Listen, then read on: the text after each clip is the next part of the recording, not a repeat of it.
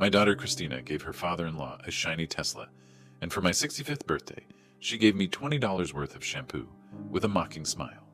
Dad, you don't deserve more than that.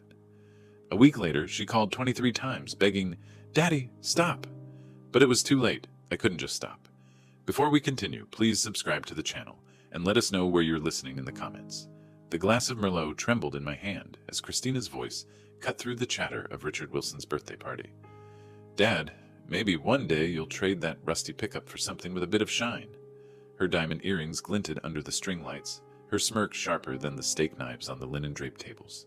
The guests, neighbors, colleagues, Concord's well-to-do, froze, their laughter fading into awkward coughs. I tightened my jaw, the heat rising in my chest. Funny, Christina, I said, forcing a chuckle. Some of us value reliability over flash. My voice stayed steady, but my grip on the glass didn't. A bead of wine slid down the stem, catching the light like a warning. Richard's backyard buzzed with cicadas and clinking champagne flutes. His sprawling lawn with roses and a fountain screamed wealth. I admired his taste, but tonight, envy twisted into something else. Christina tossed her hair, turning to Richard with a syrupy smile. Daddy-in-law, you deserve the best. Don't you think, Jonathan? Her husband, my son-in-law, nodded, his Rolex catching the light as he raised his glass. Absolutely, Jonathan said, his tone slick as the Tesla they'd just unveiled. Only the finest for Dad. He clapped Richard's shoulder, ignoring me entirely. The crowd murmured approval, their eyes darting between us. I stood there, my khakis and button-down feeling plainer by the second. Let's show them the real star of the night, Christina called, beckoning everyone toward the street. The guests surged forward, their excitement palpable. I followed, my loafers sinking into the grass, my pride still stinging from her jab. She hadn't always been this way, my little girl, who'd once begged for piggyback rides, now wielded her words like weapons. The Tesla gleamed under the streetlights, its sleek black curves drawing gasps. A Model S Plaid, Jonathan announced, puffing out his chest, fully loaded, for the man who has everything. Richard beamed, running his hand along the hood. The car's surface reflected the crowd, their faces alight with awe. My own reflection stared back, distorted, my eyes hollowed by the curve of the glass. I shoved my hands in my pockets, swallowing the ache. Generous kids you've got, a guest, Tom from the country club muttered beside me. He sipped his scotch, oblivious to the knot in my gut. They sure know how to make a statement, I said, my voice lighter than I felt.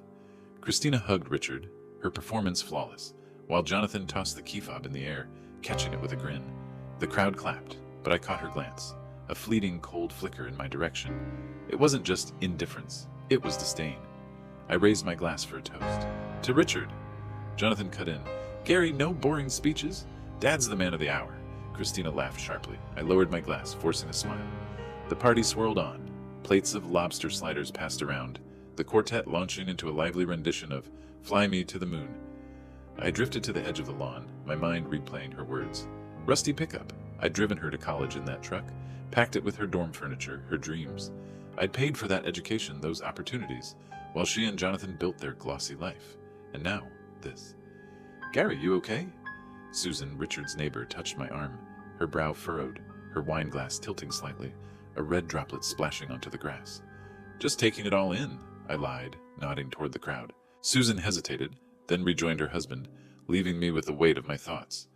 I wanted to confront Christina, to demand why she'd turned so sharp, but the words wouldn't form. Not here, not now. The argument came later, as the guests thinned out. I found her by the dessert table, rearranging macarons with that same calculated grace. Christina, I started, my voice low. That comment about my truck, what was that? She didn't look up. Oh, Dad, don't be so sensitive. It was a joke. Her tone was light, but her eyes were steel. A joke? I stepped closer, my glass slamming onto the table, the clatter cutting through the music. You think humiliating me in front of everyone is funny? Her lips twitched, not quite a smile. Humiliating? Dad, you're making a scene. Jonathan appeared at her side, his arm sliding around her waist. Easy, Gary, he said, his voice dripping condescension. No need to ruin a good night. He patted my shoulder, the gesture heavy, dismissive. A few guests glanced over, their whispers like static in my ears. I opened my mouth to retort, but Richard called Christina over, his voice warm, oblivious. She glided away, leaving me with Jonathan's smirk and the sting of her words. I stood there, the party's glow dimming, my pulse loud in my ears. Later, as the last guests trickled out, I lingered by the street. The Tesla sat silent, its polish catching the streetlights, a beacon of everything I wasn't. My birthday was a week away, my 65th. I'd been so sure Christina would mark it with something special, something to rival this. But now, doubt crept in, cold and heavy. Would they treat me the same? Or was I just the fool who kept hoping? The cicadas sang on, and I turned toward home, the Tesla's glow burning in my mind. I walked Concord's dark streets, my steps echoing in the quiet. Christina's words, her cold glance, Jonathan's laugh, they churned in my mind. At home, I sank into my armchair, lights off, and sat until midnight, sifting through memories of my little girl, who'd once been different. The next morning I woke with a weight in my chest, but the sun spilling across the porch offered a faint hope that Christina might still surprise me. The morning sun spilled across my porch, warming the coffee mug in my hands as Concord stirred awake. Kids pedaled past on bikes, their laughter bouncing off the tree-lined street. I leaned back in my wicker chair, the creak of it familiar, grounding. 3 days until my 65th birthday, and despite the sting of Richard's party, I couldn't shake the hope that Christina would come through. A gift like that. Tesla. Sleek. Bold. Maybe it was my turn. "Morning, Gary." My neighbor Ellen waved from her mailbox, her terrier yapping at her heels. "Big plans for the big 6-5?" I grinned, setting my mug down. "Just a little backyard shindig. You and Pete coming?" "Wouldn't miss it." She tugged her dog back, chuckling. "Christina got something grand planned? After that Tesla for Richard?" She trailed off, her smile curious. My chest tightened, but I kept my tone light. "We'll see. She's full of surprises." Ellen nodded and headed inside, leaving me with the echo of her question. Surprises. Christina had always been good at those, even as a kid. Crayon drawings tucked under my pillow, her gap-toothed grin lighting up my world. Now, though, her surprises cut deeper. I grabbed my keys and drove to the cafe, on Main Street, where the buzz of chatter and scent of cinnamon offered needed comfort. Gary the usual. Maria the owner leaned over the counter, her apron dusted with flour. "Black coffee, 2 sugars," I said, sliding onto a stool. "And one of those scones, if you're feeling generous." She laughed, her earrings swinging. "For you, always. Turning 65 soon, right? Bet Christina's got something big planned." Her words were warm, but they landed like a stone. I forced a smile, nodding as she poured my coffee. While waiting, I glanced at my phone. No messages. I'd texted Christina yesterday about the party. A simple, "Hope you and Jonathan can make it." No reply yet. My thumb hovered over her name, but I pocketed the phone instead. Let her come to me. A radio ad about college tuition recalled Christina's graduation, my sacrifices for her education. The ache grew after her jab at the party. At home, I found Pete, Ellen's husband, wrestling with a loose fence post in his yard. "Need a hand?" I called, hopping out of the truck. "Gary, you're a lifesaver," he grunted, passing me a hammer. We worked in companionable silence, the thud of nails steadying my thoughts. As we finished, Pete wiped his brow. "So what's Christina getting you? Bet it's something flashy, like that car she gave Richard." I laughed, but it sounded hollow. "Maybe. Long as she shows up, I'm happy." The lie tasted bitter. I wanted more than her presence. I wanted her respect. Later, I polished my pickup in the driveway, the rag gliding over its faded blue hood. It wasn't a Tesla, but it had carried us through blizzards, moves, memories. I paused, catching my reflection in the windshield. Gray hair, lines deeper than I remembered. Reliable, Christina had called me once, long ago. Now she mocked that reliability. The thought gnawed, but I pushed it down. She'd come around. She had to. My phone buzzed as I headed inside. A text from Christina. "We'll try to make it. Busy week. No warmth, no emoji, just those curt words." My smile faltered, my thumb tracing the screen. Busy. After all I'd done, all I'd given. I typed a quick, "Sounds good. See you then," and hit send, my optimism fraying at the edges. By evening, I was in the backyard, stringing up party lights. The air was warm, the grass soft underfoot. I imagined the scene, neighbors laughing, Christina unveiling some grand gesture. A watch, maybe, or a trip. Something to show she saw me, really saw me. I clipped the last light in place, its glow flickering against the dusk. A breeze swept through, cool and sharp, carrying the faint buzz of my phone. I checked it. Nothing. Just the wind and that nagging doubt, whispering she might let me down again. Birthday morning dawned with clear skies and the bustle of final preparations. I set up tables, checked the grill, and glanced at my phone again. No messages from Christina. Guests started arriving by evening, their voices filling the yard with the warmth I craved. I stood by the gate, greeting everyone, but my eyes kept drifting to the road, searching for her car. Laughter spilled across my backyard, mingling with the twang of a country playlist from the Bluetooth speaker. The string light swayed gently, casting a warm glow over the folding tables covered in checkered cloths. My 65th birthday party was in full swing. Neighbors, my brother Carl, old friends from the engineering firm, all raising plastic cups in my honor.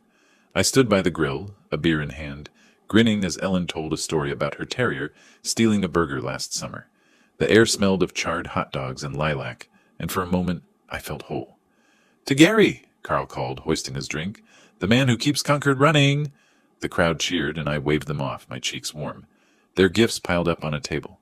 A homemade apple pie from Ellen, a history book on the Revolution from Carl, a bottle of whiskey from Tom at the club, thoughtful, each one. My eyes kept drifting to the gate, though, waiting for Christina and Jonathan. They'd show up. They had to.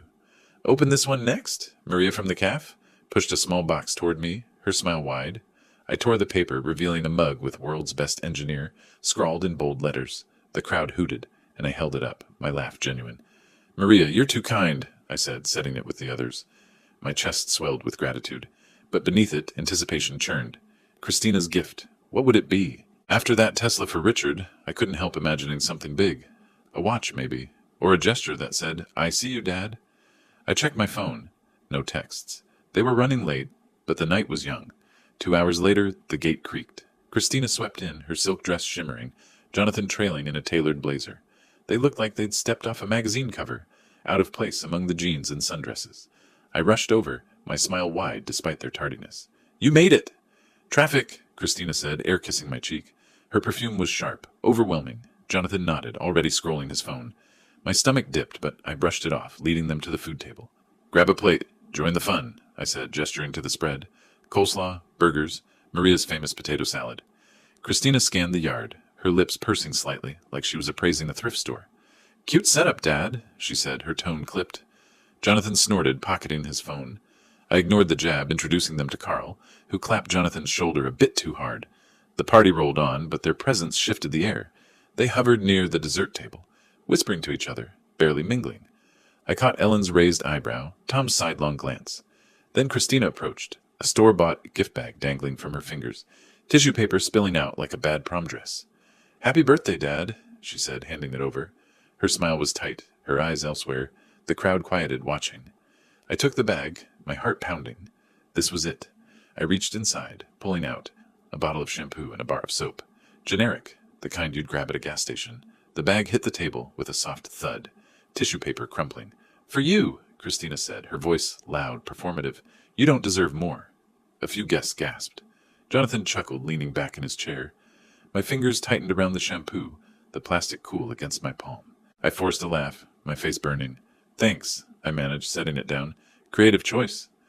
The words tasted like ash. I wanted to believe it was a joke, but her smirk, his laugh, they weren't joking. Dinner brought more. We sat at the long table, the clink of forks and chatter filling the gaps. Christina leaned forward, her voice cutting through. "This house, Dad, it's so quaint. Ever think of upgrading?" Her tone was sugar-coated, but the barb was clear. Guests shifted, their smiles strained. "It suits me," I said, my fork pausing midair. "Not everyone needs a mansion." A few nodded, but her eyes narrowed. Jonathan jumped in, his grin wolfish. "Yeah, but a little ambition never hurt. Right, Gary? Maybe freshen up that smell of yours." He waved a hand, like swatting a fly. Laughter sputtered from Christina, cruel and sharp. A child at the table, Tom's granddaughter, tugged my sleeve, her eyes wide, confused. The yard went quiet, the music suddenly too loud. My chair scraped back, the sound raw against the grass. "Enough!" I shouted, my voice cracking the air.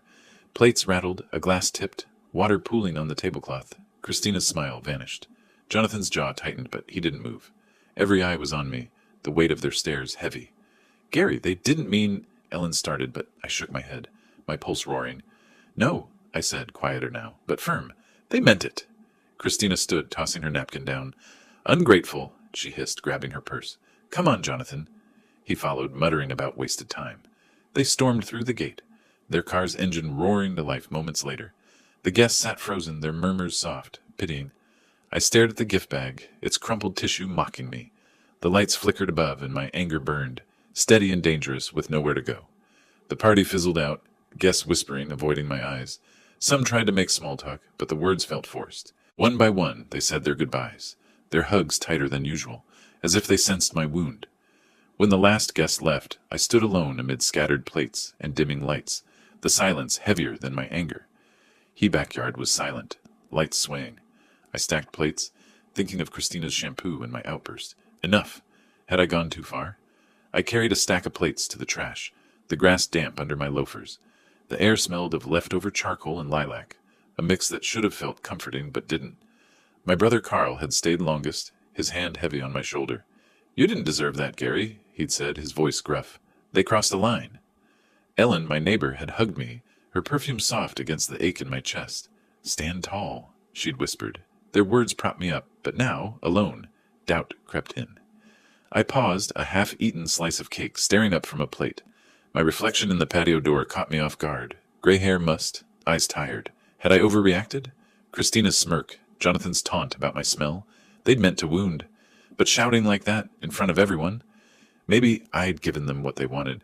A scene, a reason to call me ungrateful. I shook my head, grabbing a broom to sweep the deck. The bristles scraped rhythmically, grounding me. No, they'd pushed me. Years of their slights flashed through my mind, sharp and unbidden.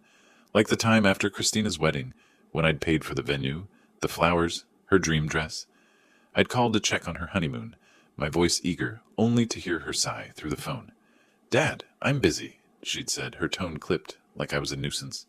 I'd stared at the receiver, the dial tone humming, my generosity thrown back in my face. The memory stung, but it steadied me. I wasn't wrong to snap. They'd been chipping away at me for years. Her coldness, his smug pats on the shoulder. I swept harder, the broom catching a forgotten scarf, its silk snagging on the wood. Ellen's, probably. I folded it carefully, setting it aside. Small acts of care, that's who I was. Not the man they painted. Carl's voice came back to me, his words from earlier. "You've given them everything, Gary. What have they given you?" He'd lingered by the gate, his truck keys jangling. I'd shrugged, forcing a smile, but his question stuck. Nothing. They'd given me nothing but scorn. I carried the scarf inside, the house quiet except for the creak of the floorboards. In the kitchen, Ellen's hug replayed, her quiet strength, her urging me to stand tall. "They're ungrateful," she'd said as she left, her eyes fierce.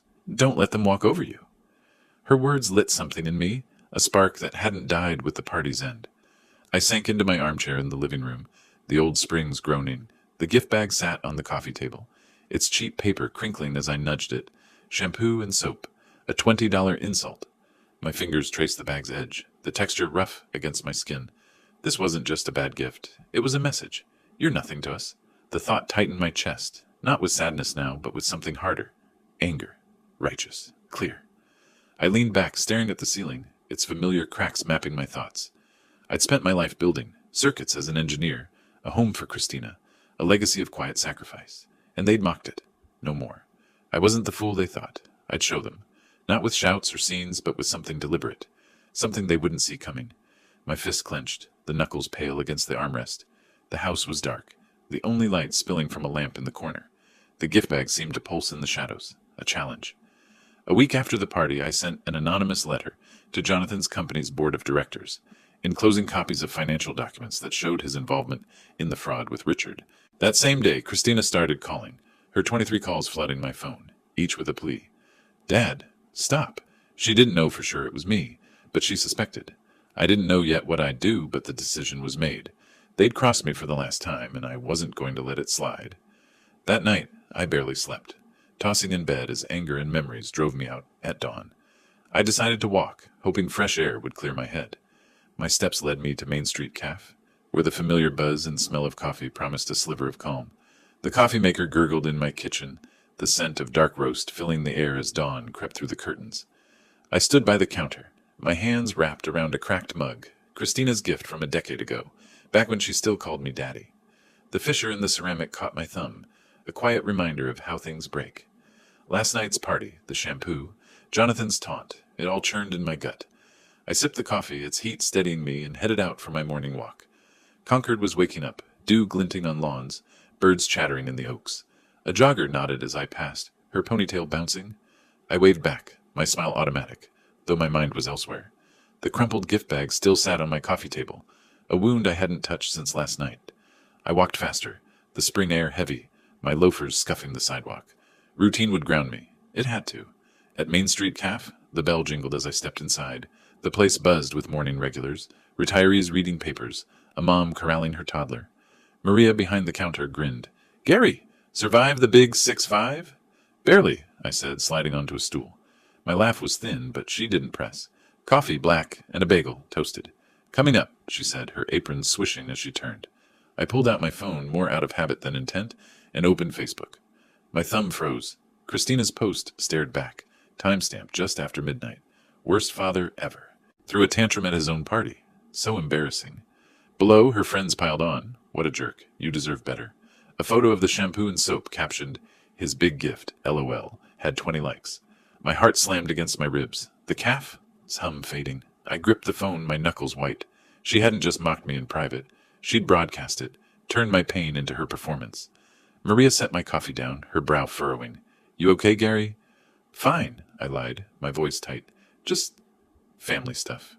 She nodded, hesitant, and moved to another customer. I scrolled again, each comment a fresh cut. Ungrateful old man. Such a drama queen. My daughter, my little girl, had weaponized the world against me. I hit her number, the phone cold against my ear. It rang twice before she picked up. "What, Dad?" Her voice was bored, like I'd interrupted her manicure. "Take it down," I said, my words clipped. "That post! Now!" She laughed, sharp and brittle. "Oh, please, it's just the truth. Deal with it. Christina, I'm not asking." My voice stayed low, but it trembled with something dangerous. The barista glanced over, her eyes concerned, but I didn't care. "You're making it worse," she said, her tone icy. "Everyone saw how you acted. I'm not deleting anything." The line went dead. I stared at the phone, her laughter echoing in my skull. The mug shook in my other hand, coffee sloshing over the crack, burning my fingers. "Gary?" Tom, a regular, slid onto the stool beside me. His newspaper crinkled as he leaned in. "You look like you saw a ghost." I forced a chuckle, setting the mug down. "Just a rough morning. How's the grandkid?" We chatted about his granddaughter's soccer game, the words mechanical. His kindness anchored me, but Christina's post burned behind my eyes. Worst father ever. After all I'd given her, college, her wedding, my pride, I paid and left, the calf, its warmth no match for the chill in my chest. Walking home, Concord's streets felt different, the colonial houses watching me. My warning to Christina replayed, "You'll face consequences," and I meant it. Not a shouting match, not a plea. Something real. The cracked mug flashed in my mind, its flaw a mirror to our fractured bond. She thought she could humiliate me and walk away. She was wrong. Back home, I called Frank, my old accountant friend with a nose for financial schemes. I briefly told him about the party and hinted I suspected Christina and Jonathan were up to something dirty. "Meet me at the corner diner at 10, he said, and I felt a plan taking shape. My steps quickened, the church bell tolling in the distance, its echo matching my pulse. I didn't know how yet, but I'd make her see. I'd make them both see. The diner's door swung shut behind me, the jukebox crooning an old Springsteen tune as I spotted Frank at a corner booth. His gray hair was thinner now, but his eyes still had that accountant's sharpness. I slid into the cracked vinyl seat, nodding. "Frank, good to see you." "Gary?" he said, his voice gravelly, a smile tugging at his lips. "Been too long." The air smelled of coffee and fried eggs. The checkered floor scuffed from years of Concord's comings and goings. The place felt like my old engineering office. Functional, no nonsense, a space for solving problems. And I had a problem. We ordered, black coffee for me, decaf for him, and got to it. "You said you had something on Christina and Jonathan," I said, leaning forward, my hands clasped on the Formica table. "What did you find?" Frank's hand shook slightly as he pulled a folder from his bag, his arthritis worse than I remembered. "You're not going to like it," he warned, sliding it over. "Look at this." I opened it, my eyes scanning bank statements, wire transfers, Richard's name in bold. My pulse quickened. "They bought that Tesla for Richard," Frank said, his voice low. "Big show at his party, right? Thing is, it wasn't their money. They siphoned it from Richard's accounts, forged his signature, moved funds through a shell company. Slick, but sloppy." I leaned back, the booth creaking. The Tesla, sleek, gleaming, their grand gesture, was a lie. My daughter and her husband, stealing from her father-in-law to play the heroes. My coffee sat untouched, steam curling up like a warning. "How'd you get this?" I asked, my voice steady despite the rage bubbling inside. "Old habits," Frank said, tapping his temple. "I still know people at the bank. They owe me favors." He sipped his decaf, wincing. "Richard doesn't know yet. But this ain't their first rodeo. They've been skimming for years." I flipped through the papers, numbers blurring. Christina's cold laugh from our call yesterday rang in my ears. Deal with it. She thought she was untouchable. Jonathan, with his smug grins, thought the same. My jaw tightened, a plan forming, though its edges were still vague. I'd been an engineer, circuits, systems, solutions. I could build something to bring them down.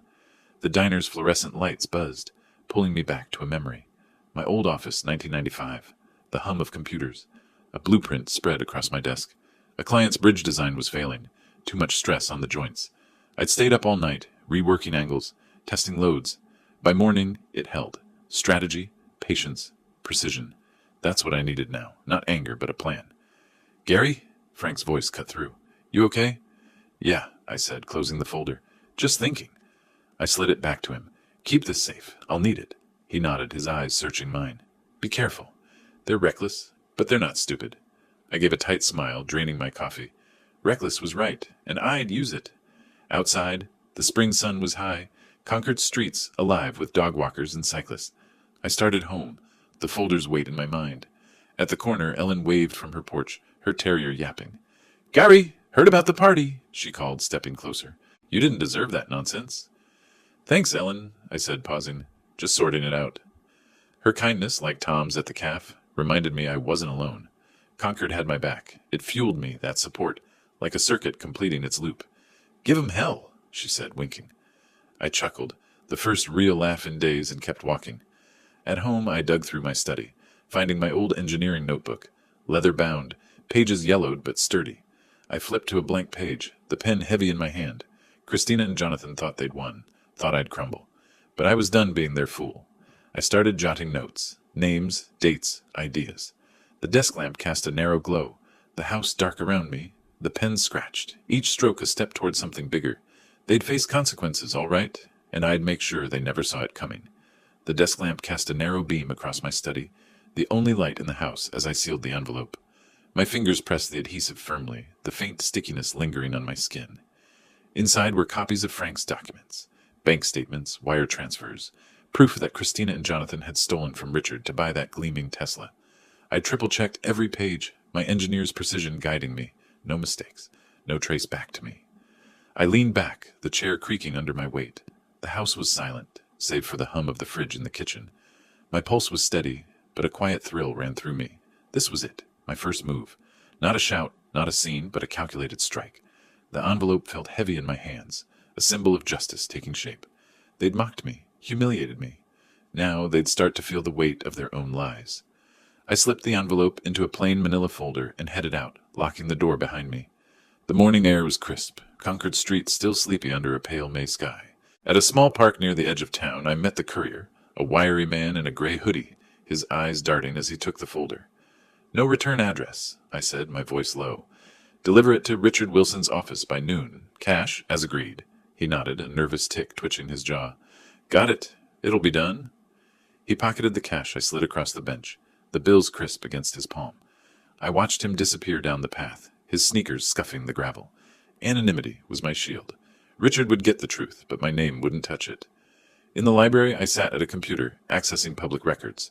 My engineering skills and financial data courses helped track Christina and Jonathan's spending. Credit card filings, property records, a trail of extravagance, designer clothes, a second home in Nantucket, dinners that cost more than my monthly grocery bill. Greed laid bare in black and white. I scribbled notes, my pen scratching furiously, each fact a brick in the wall I was building. The library's quiet took me back to 1987, my drafting table cluttered with blueprints. A client's warehouse project was failing. Faulty beams, bad math. I'd reworked the design in one night, coffee cups piling up, my slide rule a blur. By dawn, it was perfect. That same focus drove me now. Christina and Jonathan weren't beams, but they were flawed, breakable.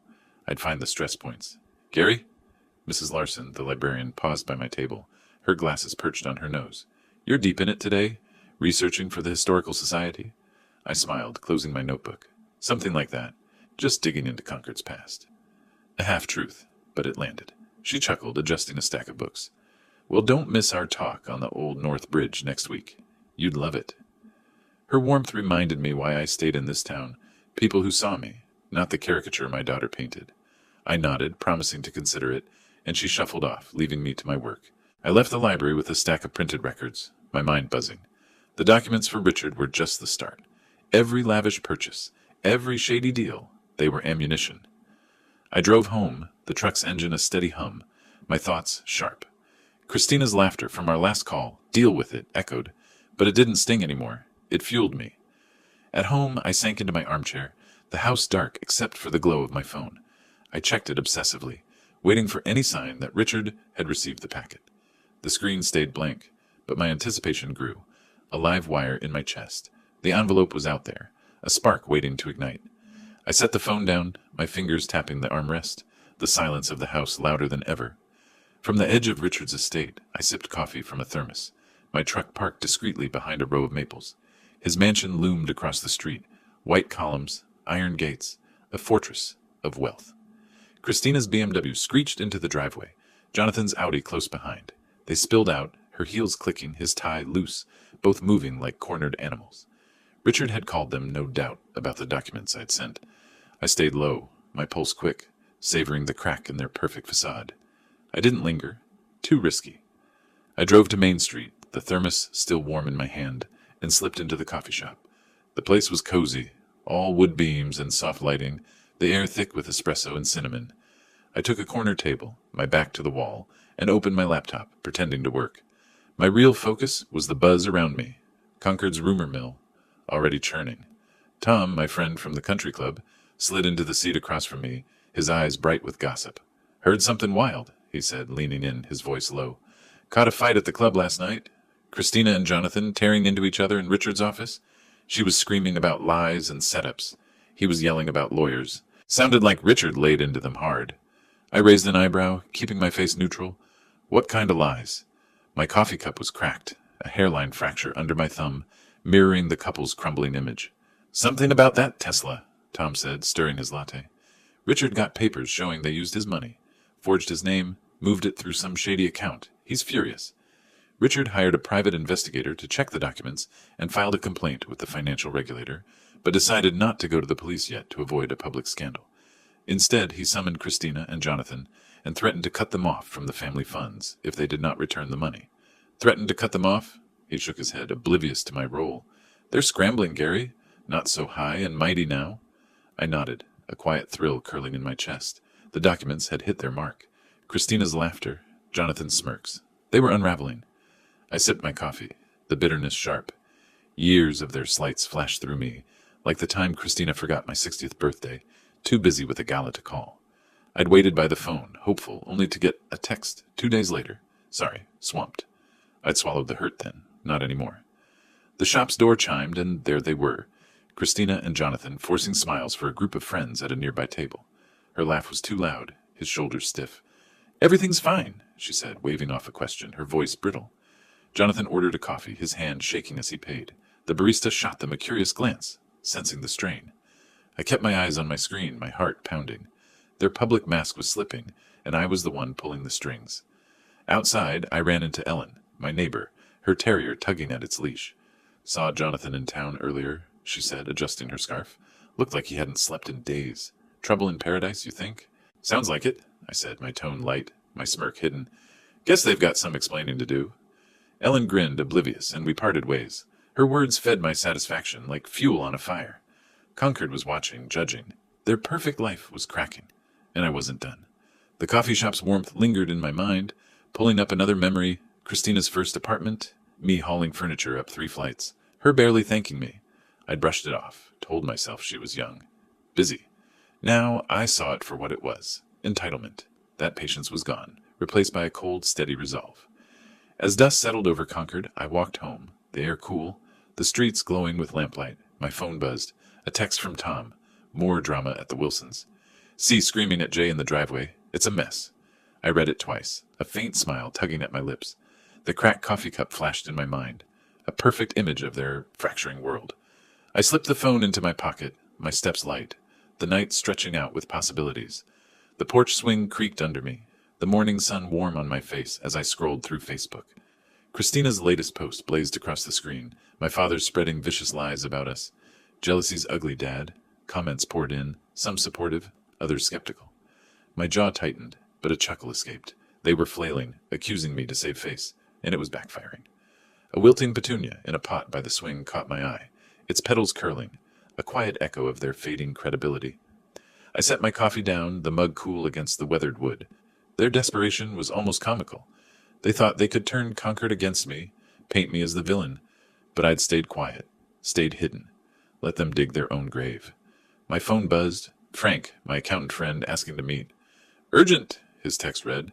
I grabbed my keys, the swing still swaying as I headed for the park. At Minuteman Park, Frank waited on a bench, his hands fidgeting, a nervous laugh escaping as I approached.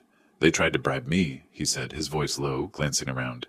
The air smelled of cut grass, leaves rustling in the breeze. Showed up at my house last night. Christina, all smiles, offering 10 grand to say those documents were fake. Jonathan just glared, like he wanted to scare me. I leaned forward, my elbows on my knees. And? Told him to get lost, Frank said, his eyes hard. I'm not playing their game. But they're desperate, Gary. They know Richard's done with them. He shook his head, his arthritis making his fingers tremble. Watch your back. They're cornered. I nodded, my mind racing. A bribe. Sloppy. Reckless. They were unraveling faster than I'd expected. Thanks for the heads up, I said, my voice calm, though satisfaction burned in my chest. Keep me posted. Frank clapped my shoulder, his grip surprisingly firm, and we parted ways, the park's quiet wrapping around me. The post replayed in my mind, pulling up a memory. Christina at 8, clinging to my hand at a county fair, her eyes wide, trusting. She'd believed in me then, her daddy who could fix anything. Now she called me a liar to the world. The contrast sharpened my resolve, like a blade honed on stone. At the corner store, picking up milk, I ran into Maria, the calf owner. Heard Christina's stirring up drama online, she said, ringing me up, her tone gossipy but kind. Folks are saying she's in over her head. Rough week for her, huh? Seems so, I said, slipping her a smile. Guess the truth catches up. She laughed, handing me my change, and I left, the bell jingling behind me. Concord's whispers were turning against them, their allies thinning. My steps felt lighter, the milk jug swinging in my hand. Back home, I sat at my desk, pulling up the post again. The comments had shifted. Sounds like you're dodging, Christina. What's the real story? Their support was crumbling, their lies too thin to hold. I leaned back, my smirk widening, the mouse steady under my hand. The wilting petunia flashed in my mind, a perfect image of their collapse. They thought they could outmaneuver me, but I was 3 steps ahead, my next move already forming, quiet and sharp, waiting to strike. The attorney's office door clicked shut behind me, my worn briefcase thumping onto the polished oak desk. The room smelled of leather and old books, a faint hum of traffic seeping through the window from Concord's bustling streets. Margaret, my lawyer for 2 decades, adjusted her old-fashioned glasses, her sharp eyes meeting mine. Ready to talk numbers, Gary? She asked, her voice steady, professional. I nodded, setting the briefcase down, its scuffed leather a quiet testament to years of careful choices. Let's get to it. My voice was calm, but a current of pride ran through me. Christina and Jonathan thought they knew me, a modest retiree, scraping by on an engineer's pension. They were about to learn how wrong they were. Margaret pulled a file, her pen tapping the page. Your investments, real estate, stocks, bonds. You've built quite a nest egg. 8 figures, conservatively. She leaned back, her glasses catching the light. Most clients would have flaunted that. You didn't. Never saw the need, I said, my fingers tracing the briefcase's handle. It was for security, not show. The room's quiet took me back to my first big investment, 1989, a rundown duplex I'd bought, cheap, fixed up and rented out. No vacations, no fancy cars, just discipline. Every dollar saved was a brick in my fortress, one they'd never suspected. She slid a legal pad across. You mentioned a strategy against your daughter and her husband. Defamation, fraud, serious claims. With this wealth, you've got leverage. What's the play? I leaned forward, my voice low. File a lawsuit. Defamation for her Facebook posts. Financial misconduct for what they did to Richard. Use the documents from Frank. Hit them where it hurts. My words were measured, but my pulse quickened. This wasn't revenge. It was justice. Precise and cold. Margaret scribbled notes, nodding. We can start with a civil suit. Public records. Richard's testimony. It's strong. But it'll get messy. You sure? Certain, I said, my jaw tight. They've had their chances. She met my gaze, her nod final, and we mapped out the first steps, her pen scratching like a metronome. My phone buzzed as I stepped onto Concord's main street, the air sweet with blooming lilacs. Christina's name flashed on the screen. I answered, bracing myself.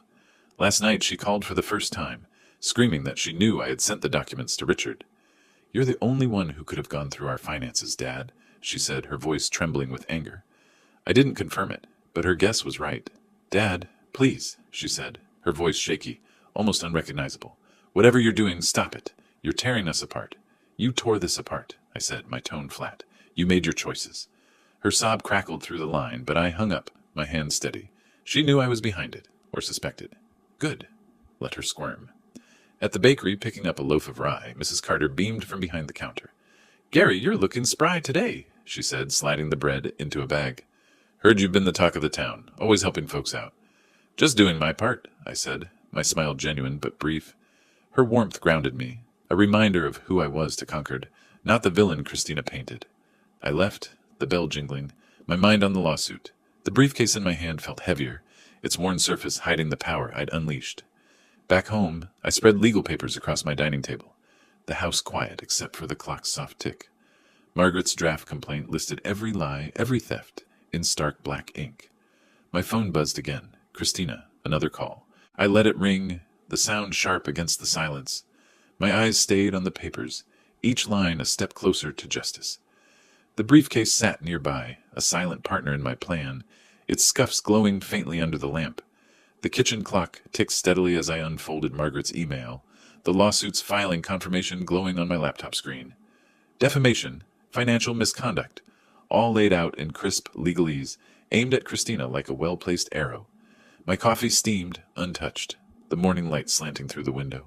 The words blurred briefly, not from doubt, but from the weight of it. Justice, finally moving. I leaned back, the chair creaking, my heart steady, but fierce. I headed to the Concord market, the air alive with chatter and the scent of fresh produce. Stalls brimmed with apples, greens, homemade jams, the crowd a mix of locals and weekenders. I lingered by a honey vendor, my cap pulled low, when I spotted her. Christina, across the aisle, her designer sunglasses perched on her head. Her smile was forced, her laugh too loud as she chatted with a woman who edged away, her expression cool. Friends were slipping from her grasp, their whispers sharp. I turned away, my pulse quick, savoring the cracks in her world. The market's bustle pulled up a memory. 2005, Christina's car repossessed, her voice panicked on the phone. I'd wired her the money, drained my savings to keep her afloat. Her thank you was a curt text, no call, no warmth. I told myself she was stressed. Now I saw it clearly. Ingratitude, woven into her core. My hands tightened around a jar of honey, the glass cool against my skin. My phone buzzed. Christina again? I stepped behind a stall, the crowd's noise muffling her sobs as I answered. Dad, you're ruining me, she pleaded, her voice raw. The lawsuit, the gossip. Everyone's turning on me. Please stop. You stopped being my daughter when you chose lies, I said, my voice cold, unyielding. Face what you've done. I hung up, her gasp cut off, my chest tight but resolute. The market swirled around me, oblivious, a dropped apple rolling past Christina's feet, ignored by the crowd. It lay there, bruised, a mirror to her fall. I moved through the stalls, catching snippets of gossip. Christina's in deep, a woman muttered, hefting a basket. Stole from her own family, they say. Another nodded, her voice gleeful. Serves her right. I kept my face neutral, my cap shielding my eyes, but inside, satisfaction burned. Concord was turning, their judgment swift. At home, I called Margaret for an update. It's filed, she confirmed, her tone crisp. Public record now. Her social circle's already pulling back. Saw it on their posts. She's losing ground fast. I thanked her, hanging up as the kitchen clock struck noon. The lawsuit was a blade, cutting through her lies, and I held the handle. Later, walking past the market at night, the stalls shuddered. I caught more whispers from stragglers. Christina's done for, one said, their voice carrying on the cool air. The market lights glowed faintly, casting my silhouette long and steady across the pavement. Jonathan's fate loomed, untouched, a final piece in my plan. I kept walking, the whispers trailing me, their weight a quiet promise of more to come. The morning paper crinkled on my porch, the headlines stark, local businessman fired, amid financial scandal. Jonathan's name blazed in bold, his corporate headshot staring blankly from the page. I leaned back in the swing, the wood creaking, a quiet smile tugging at my lips. My anonymous tip to his company, bank records, emails, proof of his role in Richard's theft, had landed. His job, his status, gone. My revenge was complete, but the morning air felt lighter, freer. I sipped my coffee, the mug warm against my palms, when a car pulled up, Christina's BMW, gleaming despite her fall. She and Jonathan stepped out, her face pale, his hands trembling as he adjusted his tie. Richard called me the day before to thank me for the documents that exposed their scam. During the conversation, he casually mentioned my investments, which I had never told Christina about. You're modest, Gary, but your wealth is impressive, he said, not knowing she was listening on the other line. They'd heard about my wealth, no doubt from Richard, or some leak. They crossed the lawn, their steps hesitant, like children caught stealing. I stood, setting the paper down, my expression stone. "Dad," Christina started, her voice cracking. "We're sorry. We didn't know. Your money, everything. Can we just talk?" Her eyes darted, pleading but hollow. Jonathan nodded, his voice hoarse. "We messed up, Gary. Let's fix this. Family, right?" His hands shook, betraying his bravado. Their faces pulled up a memory. Christina at 16, me working double shifts to pay for her dance lessons, her dreams. I'd come home exhausted, her smile my reward. Now that girl was gone, replaced by this stranger, begging for mercy she didn't deserve. "You don't get to rewrite this," I said, my voice low. Final. "Justice is done." I stepped back, the door half closed, their apologies cut off by the click of the latch. They stood frozen, then shuffled back to their car, the engine roaring as they fled. I exhaled, the weight of years lifting. My home, modest but mine, felt solid around me, its quiet calm a balm. The suitcase by the door was packed. A solo trip to Maine, a cabin by the sea, booked with my own money. Freedom earned. Ellen stopped by later, her terrier yapping as she leaned over the porch rail. "Gary, you're the talk of Concord," she said, her grin wide. "Stood up to those two, didn't you? Always knew you had steel in you." "Just doing what's right," I said, my smile warm but brief. Her praise settled over me, a final nod from the town that had watched my fight. I waved as she left, the terrier's barks fading down the street. I grabbed my suitcase, its leather handle smooth under my grip, a symbol of the life I'd reclaimed. The house locked behind me. I climbed into my pickup, the engine rumbling to life. Concord's streets rolled past, colonial homes, green lawns, the familiar heartbeat of my town. The open road stretched ahead, the horizon wide, my heart light. I'd faced their betrayal, their lies, and come out whole. The suitcase rattled in the back, and I drove on, free at last. If you like this story, please like this video, subscribe to the channel, and share your impressions of this story in the comments. To listen to the next story, click on the box on the left. Thank you for watching.